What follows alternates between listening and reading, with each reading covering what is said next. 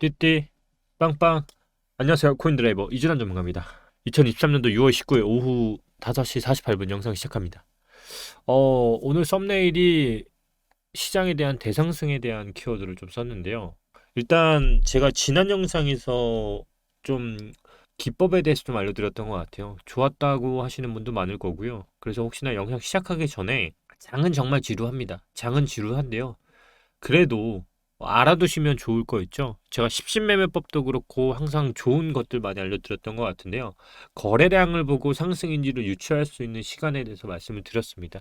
근데 제가 지난 시간에 뭐라고 말씀을 드렸죠?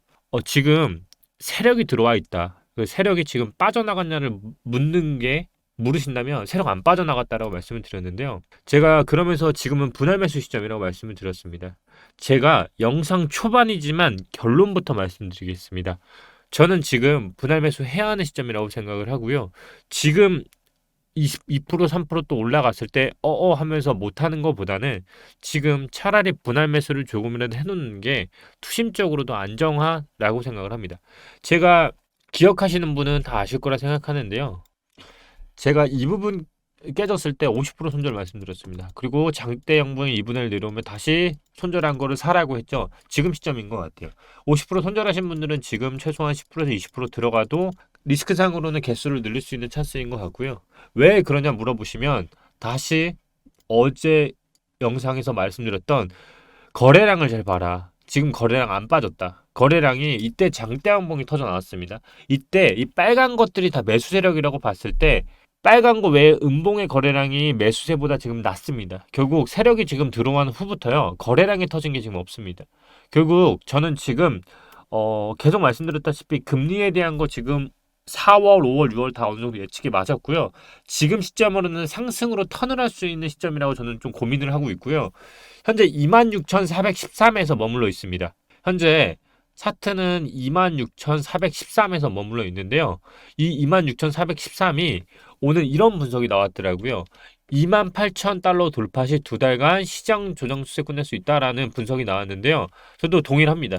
지금 이 보시면 28,000이라는 거는 기존에 제가 잡아드렸던 이 라인 있죠? 이 라인. 이 라인을 돌파하는 흐름입니다. 결국 이 라인을 돌파하게 되면 차트가 떨어지는 차트에서 이제 돌파를 하는 흐름이기 때문에 저도 28,000을 맥점으로 보고 있는데요. 그 다음 목표가 32K라고 했죠. 저는 지금 두 달간의 조정에 있어서 지금 의미 있는 상승이 나오고 있는 시점이라고 이제는 조금 과감하게 말할 수 있는 포인트인 것 같아요. 그게 왜 그러냐? 제가 항상 양봉을 등지고 사라고 했죠. 주봉에서 양봉이 나왔습니다. 이 지금 나왔던 3 패턴 있죠? 3 패턴도 마찬가지고요. 주봉에서 이 시간이 돌렸다고 보고 있고요. 제가 월봉 기억하실 거예요. 제가 3개월봉 항상 말씀드려서 얘기했던 게 뭐였죠? 3개월봉은 이 저항선까지 찍고 다시 나오는 이 6개월봉 기준 있죠? 이 시간을 다 어디다 쓴다고 했죠? 남은 6월은 이 윗꼬리를 감아 올리는 데 시간을 쓸 가능성이 있습니다. 결국 6월의 목표치를 제가 과감하게 말씀드릴 수 있는 거는 제 목표치는 28,000인 것 같아요. 저는 남은 6월의 시간이 28K를 탈환하는 데 쓸 것 같고요. 현재 기준으로 보면은 약 1,600달러는 오를 수 있는 상승 여지가 남아있다. 결국 지금 저는 6월에 남은 시간은 어디다 베팅이냐 물어보면 상승에 베팅할 수 있는 시간이 지금 왔다라고 보고 있고요. 지금은 감아 올리는 데 시간을 덜 쓸 가능성이 좀 있습니다. 그래서 시간적인 흐름으로는 단기적으로나마 28K를 회복하기 위해서 1,400 달러에서 내외에서 움직일 가능성이 있기 때문에 쇼 포지션보다는 롱 포지션으로 가져가는 게 손익비 면으로도 굉장히 유리하고요. 시간적인 면에서도 저는 굉장히 베팅해 볼 만하다라고 생각을 하기 때문에 분할 매수 시점이라 보고 있습니다. 또한 현재 알다시피 미 연준이 금리를 동결했습니다. 그러면서 미 증시가 강세를 보였는데요. 이거에 반대로 비트코인은 SEC의 암호화폐 규제에 대한 불확실성이 완전히 해소되지 않아서 추가 하락을 보이기도 했었어요. 근데 제가 계속 말씀드렸잖아요. 재판 결과 어떻게 나온다? 형사고소 아니고 민사재판이기 때문에 합의금으로 그냥 끝납니다. 예. 근데 여기서 뒤이어 나왔던 호재가 뭐였냐면 일경이라는 투자금을 운영하는 블랙록의 비트코인 ETF 신청인데요. 이거도 어그로 끌리실 필요 없어요. 비트코인 ETF 호재요. 지금 적용되지 않습니다. 제가 이거 1년 전, 2년 전부터도 비트코인 ETF 현물 승인 안 될 거라고 말씀드렸죠. 왜 안 된다고 했죠?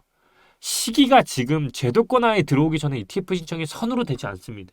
결국 이것들은요 재료일 뿐입니다. 결국 블랙록이 운영하는 것들도요 결국 기관들이 들어오기 위한 호재성이기 때문에 지금 거래량을 끌어올리는 주체 중에 하나가 블랙록일 수도 있어요. 결국 그런 것들을 보면요 기관이 자금이 흘러들어오기 위해서 제도권하에 줄다리기를 현재 하고 있는 상황인 것 같고요. 이번에도 바이낸스 영업이 합의가 됐죠. 이거 다 그냥 깔려져 있는 것들입니다. 예, 그냥 무시해도 되는 것들. 그냥 시장에 있어서 혼동을 줄지언정 제가 계속 보라는 거는 지금처럼 차트상으로 시간적인 흐름을 캐치하는 게 좋고요.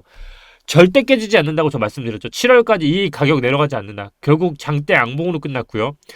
제가 여기서 포인트로 잡는 게 뭐라고 했죠?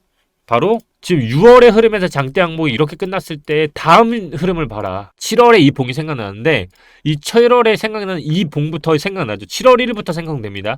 이때의 흐름이 28,000으로 봉이 마감이 되면요. 이제 이게 생겨나는 거야. 추가 상승을 할지 안 할지가 생겨나는데 7월 1일 날 생성되는 봉이 여기서부터 생성을 되면 이렇게 해서 상승을 하게 되면 또 하나가 생성되죠. 근데 제가 이거를 갈 수 있다 없다? 못 간다라고 저는 생각한다 했죠. 결국 7월부터 내년 1월 1일까지 생성되는 봉은요. 무슨 봉이다? 봉을 넘지 않는 선에서 3개월 봉과 마찬가지로요. 이런 봉이 만들어질 가능성이 높아요. 보이시죠? 지금 3개월 봉은 이미 7월 1일 날 생성되면 음봉으로 마감을 하게 될 거예요. 그럼요. 다음 봉은 뭐가 생각나냐면 7월 1일부터 10월 봉까지 생각나는 거는요. 지금 이 봉이 또 다시 이렇게 해서 십자봉으로 마감을 하거나 그게 아니면 알트코인들처럼요. 알트코인들처럼 이걸 보라 했죠. 알트코인들처럼 봉이 어떻게 된다? 장대 양봉이 나오고부터 다음 봉에서 음봉으로 죽는 봉들 나오죠. 자, 이거 잘 보세요. 오늘 핵심적인 것들 진짜 많이 알려드리는 거예요. 장대 양봉이 마감되고 죽는 봉에서 음봉으로 전환을 하면 다음 봉에서 다시 음봉으로 마감을 하면서 시간을 소요시키면요. 이 봉이 내년으로 넘어가게 되죠. 근데 내년 되면 제가 뭐가 된다 했죠? 6월 봉이 7월부터 1월 봉이 음봉으로 마감을 한다. 결국 7월부터 생성되는 봉은요. 금리라는 이슈가 어느 정도 선반영된 차트이기 때문에 시간적으로 이게 음봉이 나올 가능성이 좀 높은 봉이에요. 결국 이 봉은 저는 음봉으로 마감할 거라 보고요. 이 음봉을 스타트 지점으로 시작해서 다음부터는 빠지는 흐름으로 인하 이슈 맞춰가지고 빠져서 총 5파 다시 맞춰서 쐐기형으로 나온 다음에 벗어나는 흐름은 그때 후에 나올 거라 생각을 하고 있어요. 결국 이거 1년봉으로 다시 쪼개보면 이 봉은 뭐다? 1년봉 안에서 이제 6개월이 지나간 거고요. 남은 6개월은 오르락 내리기로 끝낸다는 얘기예요. 결국 지금 이 1년봉은요. 상승을 하려고 지금 만드는 봉이 아니라 나머지 이제 반기가 지났기 때문에 남은 반기 2분의 1을요. 시간을 끌기 위한 봉이고 대신에 아까 말씀드린 것처럼 현재 26,409인데 이제 남은 한 달의 전략을 짜자면 1,400달러, 1,600달러까지는 위에 있어서 숏포지션이 손익비상으로 유리하다라는 거고요. 7월부터는 다시 하락으로서 숏포지션이 유리한 구간으로 들어갈 수밖에 없는 시간적인 플로우로 이해하라는 거예요. 왜 이러기 때문에 제가 현물이든 선물이든 정확한 시간을 계산하라고 했는지는 그 안에 반영이 되는 게 뭐다? 재료예요. 재료가 그때 반영되는 거예요. 그때 재료가 반영되는 것들이 무슨 것들이 있냐면 제가 수요일에는 리플 관련해서 상승할 수밖에 없는 요인 말씀드릴 거긴 한데요. 이런 의견들이 있어요. 이런 의견들이 있는데 저 일리 있다고 보거든요. 이 아서헤이지가 그 블록스트리트에서 이런 말을 했어요. 올 가을 중국 통한 암호화폐 상승장이 시작된다. 근데 이런 거 다 거둘절미하고요. 지금 현재 이슈들을 잘 정리해 놨거든요. 이게 위안화 가치 절하의 중국 투자자들에 대한 암호화폐 투자가 이어질 것. 이게 왜 그러냐면 2017년도가 중국 자본이 많이 들어왔어요. 여기서 이런 걸 하는데 2015년 8월 위안화는 달러 대비 심각한 가치 저하를 겪었고 이는 중국 투자자들의 비트코인 매입을 통해 약 3달간 비트코인 가격을 3배로 상승시켰다. 2023년도 비슷한 일이 일어날 수 있다라고 설명을 했는데 일부는 제가 동의해요. 제가 100% 사실 동의하진 않거든요. 근데 일부 동의를 하는 이유가 왜 그러냐면 중국이 지금 솔직히 너무 안 좋아. 진짜 안 좋아. 왜 안 좋냐면 지금 중국이요. 딱 이 상태예요. 지금 일본을 따라가고 있거든요. 일본을 지금 너무 많이 따라가고 있어요. 디플레를 따라가고 있는데 도매 물가나 이런 것들이 벌써 8개월째 마이너스를 치고 있는 게 현재 중국 시장이거든요. 보시면 PPR 수치는 사실 81개월 만에 최저를 찍고 있고요. 이 이슈에서는 잘 알다시피 코로나 사태뿐만 아니라요.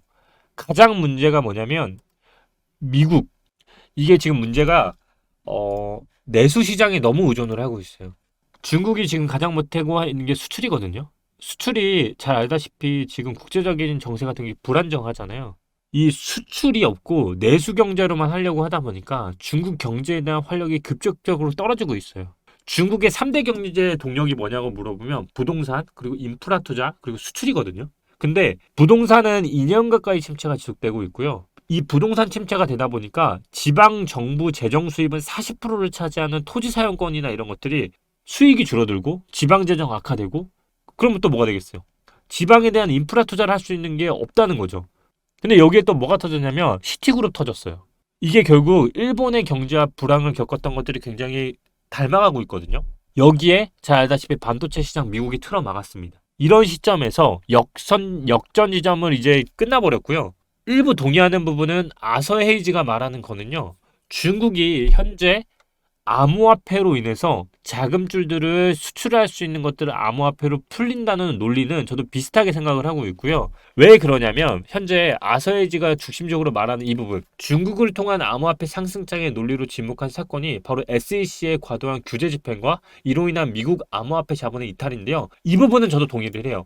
상승장이 온다고 하면 지금 미국은 규제를 하고 있다. 근데 그 규제가 장기적으로 보면 투자자들을 위해서인데, 중국을 보면은 그 자금들이 암호화폐 루트를 통해서 들어올 수 있다는 건 동일하지만, 문제가 뭐냐면 지금 대부분의 코인베이스 상장되어 있는 것도 마찬가지고요. 바이낸스도 이번에 규제로 다 털려나가고 있어요. 이 시점에서 과연 중국 자본이 들어오기까지 과연 미국이 손을 놓고 있을지는 잘 모르겠다는 거예요. 그래서 상승장이 올 거냐 물어보면 중국 자본에 의해서 올 거는 저도 동의하는 바이지만, 과연 이게 미국이 과연 냅둘 것인가를 보면 저도 의문이 든다는 거죠.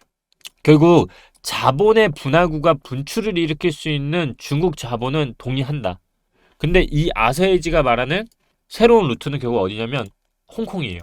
아서헤이지는 홍콩의 암호화폐 시장 재개방과 SEC의 규제 집행, 그리고 중국의 경제 둔화가 맞물리며 암호화폐 상승장이 시작될 것이라고 했는데, 제 의견하고 비슷하죠.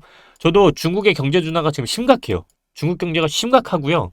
SEC 규제 집행 동의하고 규제 집행 동의합니다. 근데 재개방은 이 부분이 애매한 거예요. 지금 홍콩이 예전만 못해요. 예전에는 홍콩은 정말 뭐 영화부터 시작해서 진짜 영웅몬색부터 엄청났잖아요. 근데 이런 것들이 부동산, 정말 감옥처럼 이 아파트에 있었던 이 개방들이 대부분 다른 데로 많이 이동을 했거든요.